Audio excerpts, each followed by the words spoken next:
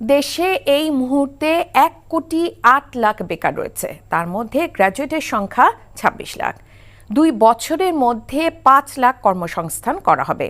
এরই মধ্যে 86,277 জনকে চাকরি দেওয়া হচ্ছে। সচিবালয়ে 100 দিনের কার্যক্রম নিয়ে যুব ও ক্রীড়া উপদেষ্টা আসিফ মাহমুদ সজীব ভুঁইয়া সাংবাদিকদের এসব তথ্য জানান। উপদেষ্টা বলেন, বিসিবিকে রাজনীতিকরণ করা হয়েছে, তা না হলে বিসিবিতে পরিবর্তন করতে হতো না। এটা সত্যি যে বিসিবি এখন জোড়াতালি দিয়ে চলছে, তবে নতুন পরিচালক নিয়োগের মাধ্যমে স্থবিরতা কাটানোর চেষ্টা অব্যাহত আছে। 100 দিনে আইনশৃঙ্খলা পরিস্থিতি আগের চেয়ে ভালো হয়েছে। যে পরিস্থিতিতে দায়িত্ব নিয়েছিল অন্তর্বর্তী সরকার, সেটা ভঙ্গুর অবস্থা ছিল। আগামী 3 মাসে সরকার দ্বিগুণ কাজ করতে পারবে বলেও প্রত্যাশা তার।